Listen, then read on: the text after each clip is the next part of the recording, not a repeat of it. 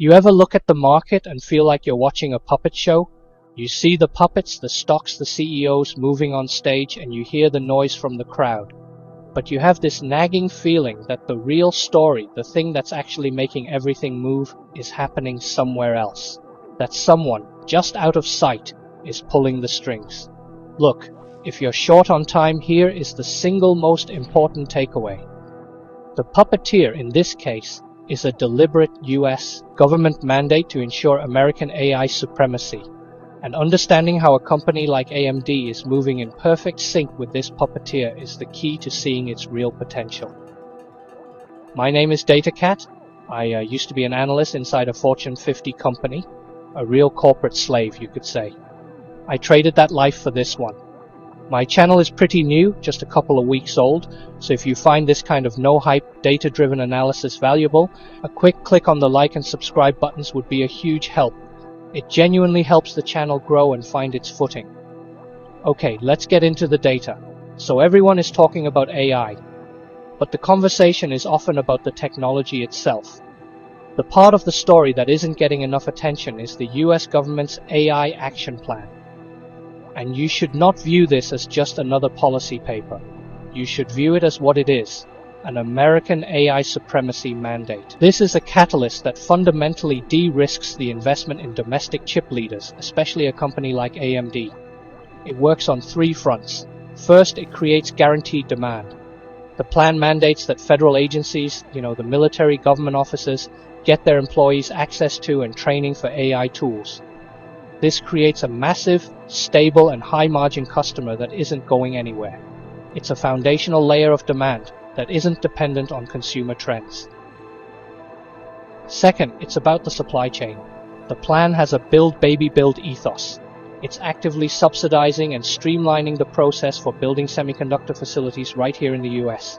For a company like AMD, which doesn't own its own fabs, this is monumental. It addresses their single biggest risk, supply chain vulnerability. It's like making sure your cat has a secure, endless supply of their favorite food right in your kitchen, instead of having to hope the pet store across the ocean has it in stock. And third, it fortifies the moat. The policy is explicitly designed to strengthen export controls. This insulates US champions from foreign competition, particularly from China. It effectively creates a protected global market among US allies where American technology is the required standard. Now this is where we connect policy to profit. It's one thing for the government to lay out a plan, it's another for a company to execute on it. And recent commentary from AMD CEO Lisa Su shows they are not just a passive beneficiary, they are an active and willing partner. Let's talk about that resilient supply chain. Su recently commented on the new TSMC plant in Arizona. Now, chips made in the US are expected to cost 5 to 20% more than those from Taiwan. Most CEOs would see that as a problem. She framed it as a feature, a price worth paying for resiliency and security. This aligns perfectly with the national security goals of the AI Action Plan. It positions AMD as a reliable, patriotic partner, and the critical data point she shared, the yield from that Arizona fab is already comparable to Taiwan's. That is a massive operational proof point.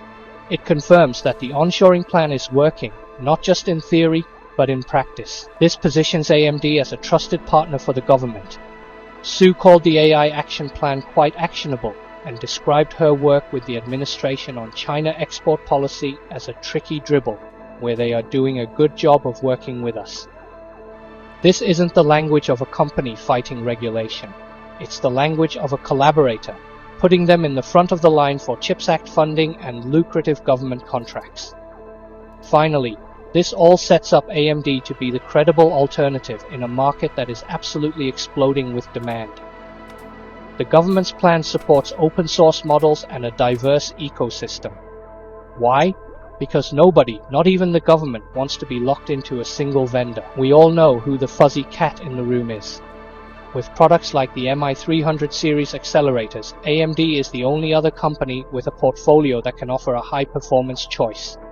The government's mandate ensures this emerging duopoly will be an American one. Okay, so the fundamental story is strong. A powerful government tailwind, and a company executing brilliantly. But what does the chart say? Does the market agree? Let's look at the technicals. The long-term trend for AMD has been decidedly bullish. We saw a golden cross occur earlier this month. Now, for those who don't live and breathe charts, a golden cross is when the shorter-term 50-day moving average crosses above the longer-term 200-day moving average. It's a classic signal of a strong sustained uptrend.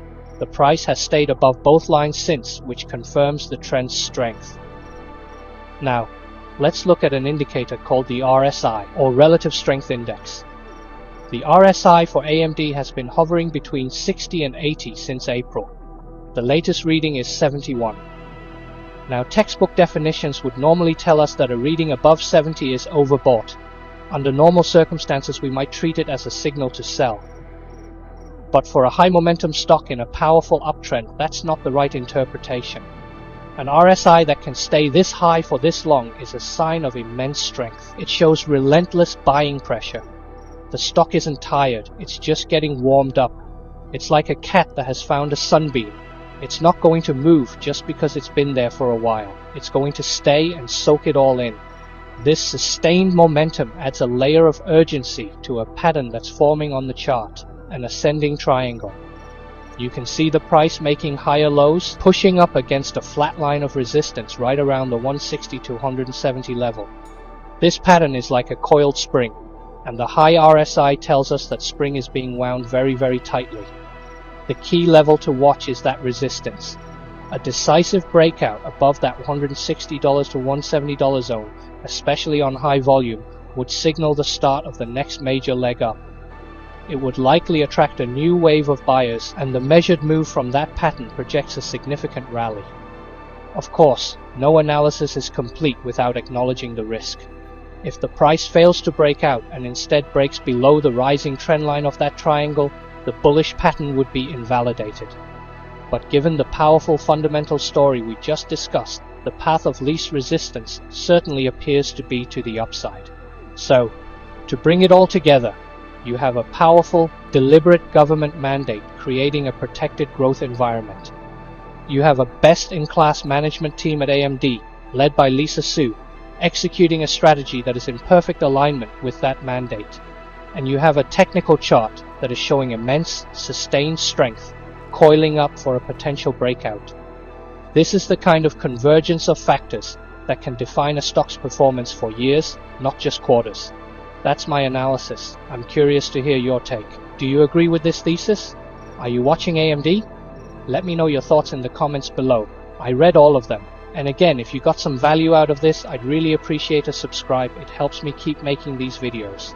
Alright, DataCat out. Stay sharp.